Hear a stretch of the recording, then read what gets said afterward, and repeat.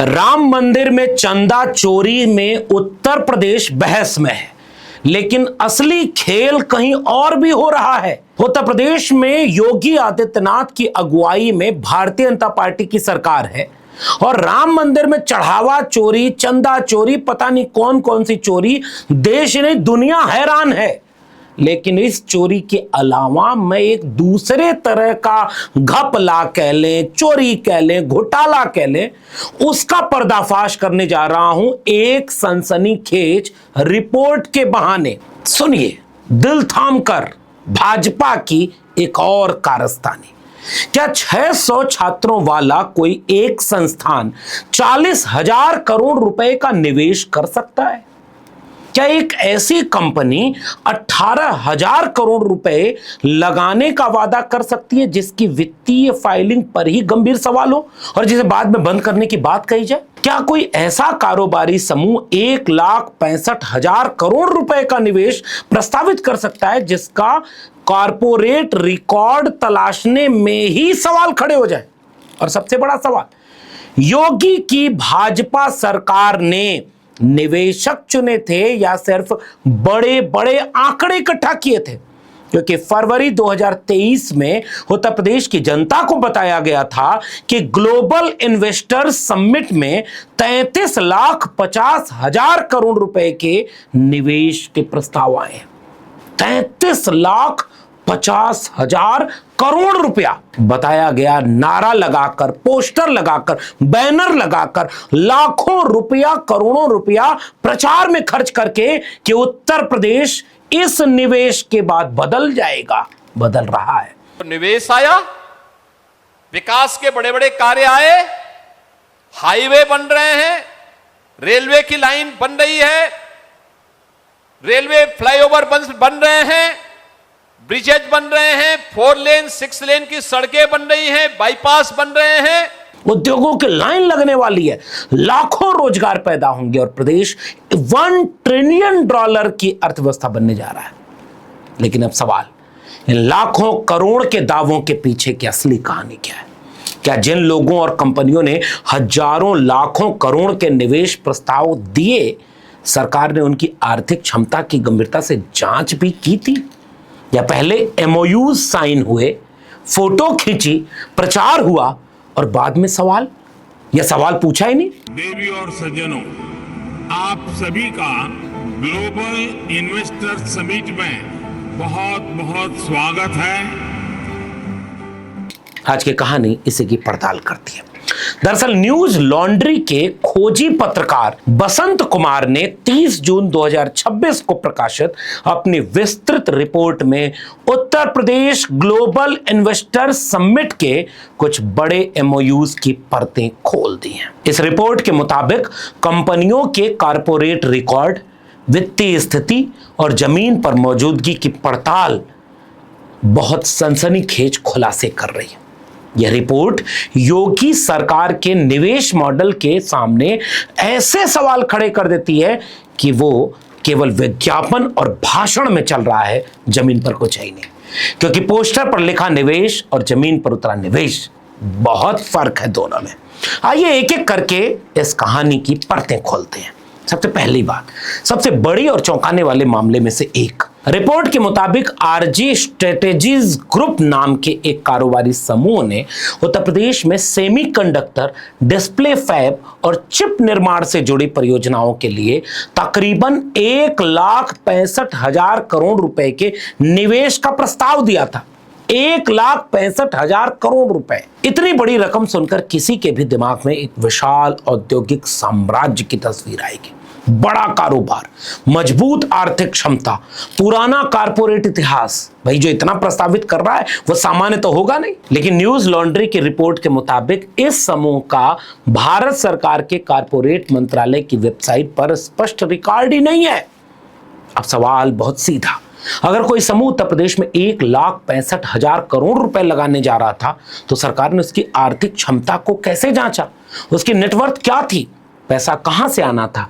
Semiconductor जैसे अत्यंत तकनीकी और पूंजी प्रधान क्षेत्र में उसका अनुभव क्या था? कौन से बैंक या निवेशक उसे फंड करने वाले थे? क्योंकि लाखों करोड़ का निवेश प्रेस कॉन्फ्रेंस से नहीं, पूंजी और क्षमता से होता है। लेकिन कहानी यहां खत्म नहीं होती, शुरू होती है। रिपोर्ट के मुताबिक इसी परिवार से जुड़ी 2B educate India private limited ने गाजियाबाद और गौतम बुद्ध नगर में 18,000 करोड़ रुपए के निवेश का प्रस्ताव दिया था। 18,000 करोड़ रुपए। लेकिन रिपोर्ट के मुताबिक कंपनी ने एक भी बैलेंस शीट दाखिल नहीं की थी और कंपनी के निदेशक ने रिपोर्टर को बताया कि कंपनी को बंद किया जा रहा। अब इस विरोधाभास को देखिए, एक तरफ 18,000 करोड़ रुपए के निवेश का प्रस्ताव और दूसरी तरफ कंपनी की वित्तीय फाइलिंग को लेकर सवाल और बाद में कंपनी बंद करने की बात। तो एमओयूज करते समय उत्तर प्रदेश की योगी सरकार क्या कर रही थी? किस आधार पर 18,000 करोड़ रुपए के निवेश का प्रस्ताव स्वीकार किया गया था? एमओयूज पर हस्ताक्षर करना आसान है, फैक्ट्री की मशीन चलाना मुश्किल। यह बात क्या योगी आदित्यनाथ की सरकार नहीं जानती थी? अब एक तीसरा मामला और ज्यादा चौंकाने वाला है।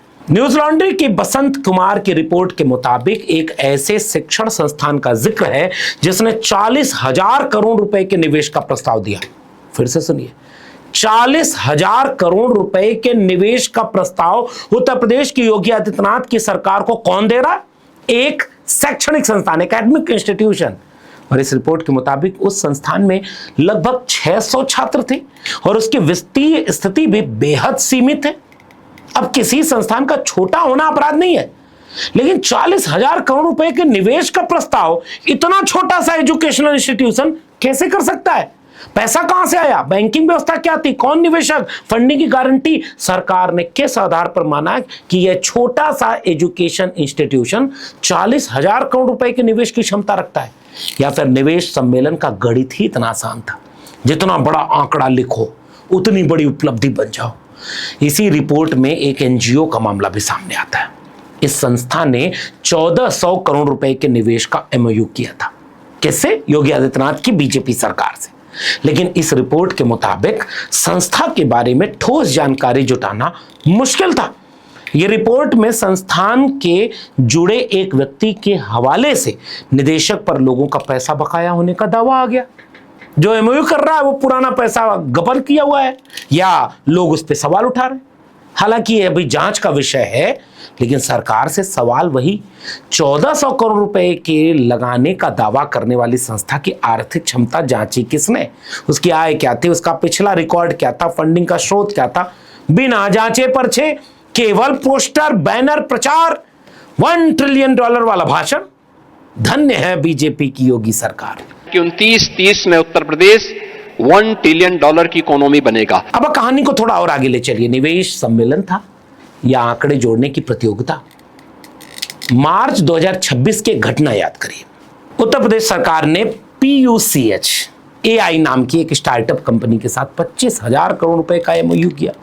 मुख्यमंत्री की तरफ से इसे बड़े AI निवेश के रूप में प्रचारित भी किया गया। लेकिन कुछ ही दिनों बाद उत्तर प्रदेश सरकार ने यह एमओयू रद्द कर दिया। सरकार ने कहा कि जांच में कंपनी के पास इतने बड़े प्रोजेक्ट के अनुरूप पर्याप्त नेटवर्थ और विश्वसनीय वित्तीय संबंध नहीं मिला। अपना ही एमओयू सरकार ने रद्द कर दिया। अब यहां सवाल है, जो जांच एमओयूज के कुछ दिन बाद हुई वह एमओयू और उसके प्रचार के पहले क्यों नहीं हुई? यही घटना इस पूरी कहानी को और गंभीर बना देती, क्योंकि अब सवाल किसी एक कंपनी या किसी एक एमओयू का नहीं रह जाता, पूरी प्रक्रिया पर सवाल उठता है। क्या उत्तर प्रदेश में पहले बड़े आंकड़ों का स्वागत होता है और निवेशक की आर्थिक क्षमता की जांच बाद में? क्या एमओयू पहले राजनीतिक उपलब्धि बन जाता है और ड्यू डिलिजेंस बाद में शुरू होती? पहले ढोल फिर जांच? क्या यही है उत्तर प्रदेश की योगी आदित्यनाथ सरकार का निवेश मॉडल? अब यहां सरकार का पक्ष भी जानना जरूरी है। उत्तर प्रदेश सरकार और इन्वेस्ट यूपी लगातार दावा करते हैं कि बड़ी संख्या में निवेश परियोजनाएं जमीन पर उतरी हैं। 2025 में इन्वेस्ट यूपी के CEO के हवाले से प्रकाशित जानकारी में कहा गया कि तकरीबन 12.1 लाख करोड़ रुपए की परियोजनाएं कमेंसमेंट स्टेज तक पहुंची हैं और 2.76 लाख करोड़ रुपए के निवेश से जुड़े 6,996 एमओयूज में कॉमर्शियल ऑपरेशंस शुरू हो चुके हैं। अगर ये सरकारी आंकड़े सही हैं तो ये अच्छी बात है, लेकिन यहीं एक और बड़ा सवाल पैदा होता है। 33.5 लाख करोड़ रुपए के कुल एमओयूज में वास्तविक ऑपरेशनल इन्वेस्टमेंट कितना है? कितना पैसा वास्तव में जमीन पर लगा? कितनी परियोजनाएं केवल ग्राउंड ब्रेकिंग तक पहुंची? कितने उत्पादन कर रहे हैं, कितनी अटकी हुई हैं और कितनी रद्द हो चुकी, और कितने एमओयूज ऐसे निवेशकों के साथ हुए जिनकी क्षमता पर बाद में सवाल उठे। सरकार को कुल आंकड़ा नहीं, एमओयू बाई एमओयू हिसाब देना होगा। एक सार्वजनिक डैशबोर्ड जारी करो, कंपनी का नाम, घोषित निवेश, वास्तविक निवेश, प्रोजेक्ट की वर्तमान स्थिति, उत्पादन शुरू हुआ या नहीं, रोजगार कितना मिला, दावा कितने का था, मिला कितना और रद्द कितने एमओयूज हुए। अगर निवेश जमीन पर है तो हिसाब दिखाने में डर कैसा। और यही पूरी कहानी भाजपा की राजनीति के एक बड़े पैटर्न की तरफ ले जाती है। भाजपा ने राजनीति में इवेंट मैनेजमेंट को एक अलग ऊंचाई दी है। बड़ा मंच, बड़ी स्क्रीन, बड़े बड़े पोस्टर, होर्डिंग, बैनर, पूरी सड़कें पाट दो और बड़े बड़े भाषण में दावे करो, और इतने बड़े आंकड़े कि उनके सामने सवाल पूछने वाला ही छोटा दिखाई देने लगे। लेकिन अर्थव्यवस्था प्रचार से नहीं चलती, और मोदी जी 2 + 6 = 8 या 1 + 7 = 8 कह देने से जैसे विदेश नीति नहीं चलती, ये एक्स्ट्रा 2 ये भी कहां से आया ये बताने से केवल मीम बनता है। पिछले साल 26 जनवरी को भारत ने अपना गणतंत्र दिवस धूमधाम से मनाया। 26, 2 और 6, 2 + 6 =